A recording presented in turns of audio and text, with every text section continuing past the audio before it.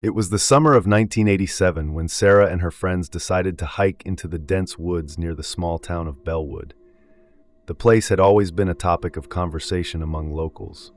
Some claimed it was haunted, while others swore they'd seen things, shadows that moved on their own, flickers of light that couldn't be explained, and whispers in the wind.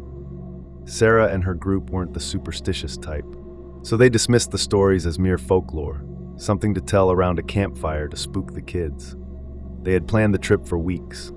They were young, adventurous, and eager to explore the unknown. As the sun dipped below the horizon, they set off, armed with nothing but their backpacks, flashlights, and a sense of excitement. The forest loomed before them, thick with towering trees and a dense underbrush. The further they ventured, the darker it became, the shadows stretching and warping in the fading light. Sarah led the group, her heart pounding in her chest with a mixture of thrill and unease. Her friend Lisa walked beside her, chatting away, but Sarah wasn't really listening. There was something about the forest that felt off, like it was watching them, waiting. "Hey, are you okay?" Lisa asked, noticing Sarah's distracted expression. "Yeah, just a little tired," Sarah replied, trying to shake off the feeling that had settled in her gut. As they continued deeper into the woods, the sounds of the outside world began to fade.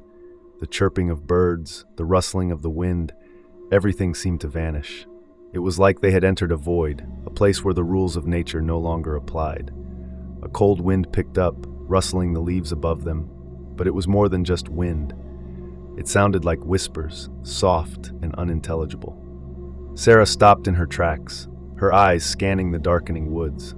The others were too caught up in their own conversations to notice, but Sarah couldn't shake the sensation that something was wrong. The air felt thick, charged with an energy that made her skin crawl. "Did you hear that?" she asked, her voice barely a whisper. "Hear what?"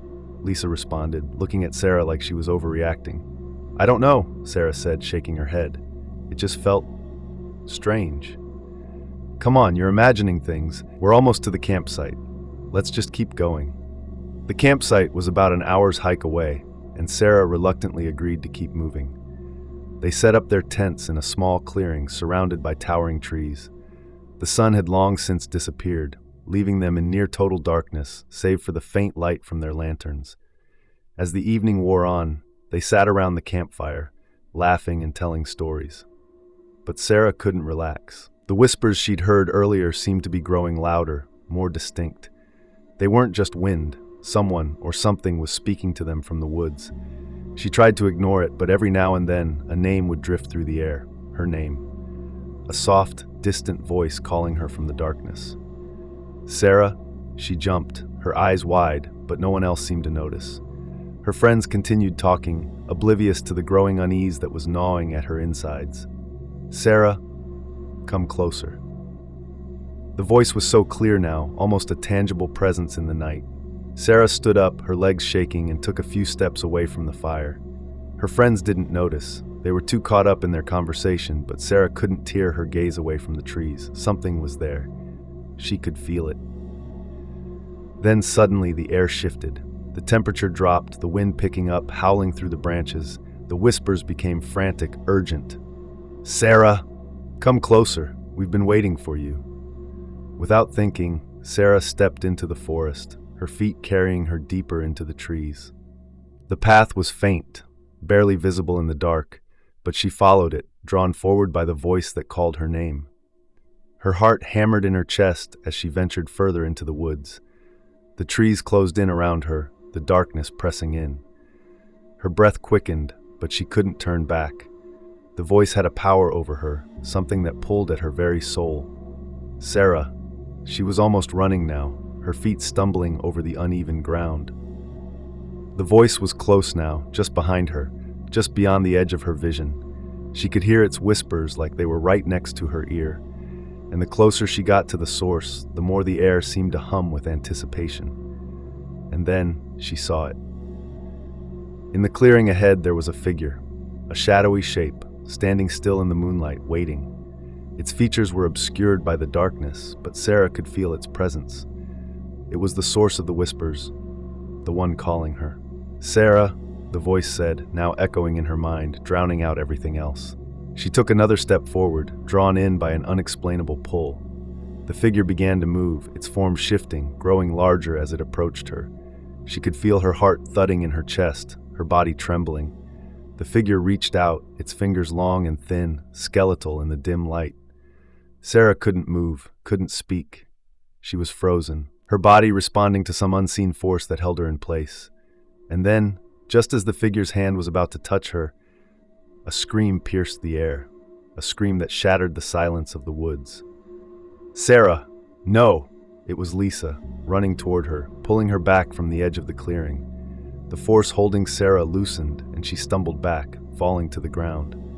The figure in the clearing let out a low, guttural growl, its form dissipating into the shadows. Lisa helped her to her feet, panic in her eyes. "What the hell is going on? You just walked off into the woods like you were in a trance." Sarah tried to speak, but the words wouldn't come. Her mind was racing, her thoughts jumbled. What had just happened? Who or what had that been? They didn't stick around long enough to find out. Sarah didn't argue when Lisa insisted they pack up and leave. The whispers were still in the air, growing fainter but not gone, as if something was following them, watching them from just out of sight. When they returned to town, no one believed Sarah's story. Her friends chalked it up to exhaustion, a trick of the mind. But Sarah knew what she had seen. She knew that the forest wasn't just a place of trees and earth. It was something older, something darker, and it was waiting. The days after the forest incident felt like a haze to Sarah. Every night, she lay in bed staring at the ceiling, her mind replaying the events over and over. The whispers hadn't stopped. They were there, faint at first, but always lingering, an ever-present hum just below the surface of her thoughts. She tried to talk to Lisa about it, but Lisa dismissed it all as a bad dream, something her mind had conjured in the heat of fear. "You were just spooked, Sarah. That's all. The forest gets to people. It messes with your head." But Sarah knew it wasn't just fear. She knew what she had seen. The figure, the way it called to her, the way the air had thickened around her in that clearing. It was all too real. And there was something else now. A presence, a feeling of being watched. It was as if something was still following her, something that had latched onto her, waiting. For weeks, Sarah tried to shake the feeling, but the unease only grew stronger. She stopped sleeping well. She started hearing faint whispers in the quiet moments, like soft murmurs just out of earshot, always just out of reach. And no matter how hard she tried to focus, her thoughts kept drifting back to the forest. Then, one afternoon, things took a darker turn. Sarah was sitting in the living room, flipping through a book, when she heard a soft knock at the door. It was a strange time for anyone to visit, just past noon, when the sun was high and the town was bustling with activity. She stood up to answer, but when she opened the door, there was no one there, only the faintest trace of a shadow moving just beyond her peripheral vision. Confused, Sarah stepped outside, looking up and down the street, but saw no one. She turned back toward her house, her heart pounding for reasons she couldn't explain. Then she saw it. A figure standing at the edge of her yard. It was tall, impossibly tall, its features obscured by shadows even in the daylight. But she knew it. It was the same figure from the forest, the figure that had whispered her name. Sarah froze, her breath catching in her throat. She couldn't move, couldn't speak. The figure didn't move either, standing motionless as if it were waiting for her. "Sarah," the voice came, clear and unmistakable, as if the figure was standing right next to her. "Come back to the forest. Come back home." Terror gripped Sarah, and before she could make sense of what was happening, she turned and ran. She didn't stop to think. She didn't look back. She just ran. Her heart thundered in her chest as she bolted through the house and out the back door, into the woods behind her property. She didn't know what she was doing. All she knew was that she had to get away from the figure, from the whispers that had followed her. She ran through the trees, pushing branches out of the way, until she stumbled into the clearing, the same clearing from the night she had wandered into the forest. It was exactly as she remembered it. The air was thick, oppressive, the whispers now louder than ever. "Sarah," the voice called again, but this time it wasn't distant. It was close. She could feel it, the breath of the words brushing against her ear. She whipped around, but no one was there. No figure, no shadow, just the trees, the darkness, and the ever-present whispering. Then the ground beneath her feet shifted. The earth cracked, the soil loosening and pulling apart, like something beneath the ground was waking up. Sarah backed away, her eyes wide with panic. She had to get out. She had to leave. But something was holding her here, some force keeping her trapped. And then she saw it, the figure emerging from the ground itself. It wasn't walking anymore. It was rising, its form crawling up from beneath the earth, its long fingers reaching out from the dirt. The shadows clung to it like a second skin, and its face, if it could even be called a face, was contorted, a grotesque, twisting visage that wasn't quite human.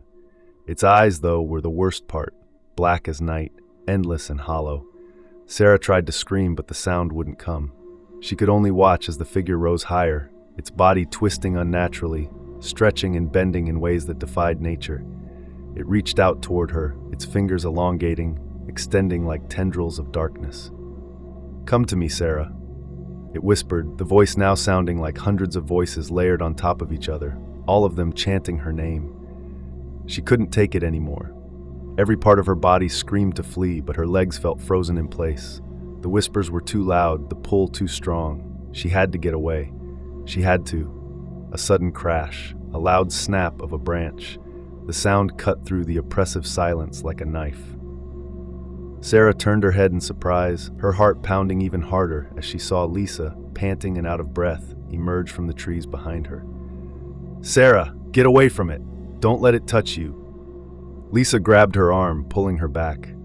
The figure in the ground hissed, its form recoiling in frustration, but it didn't chase them. It stayed where it was, its hollow eyes following them as they ran.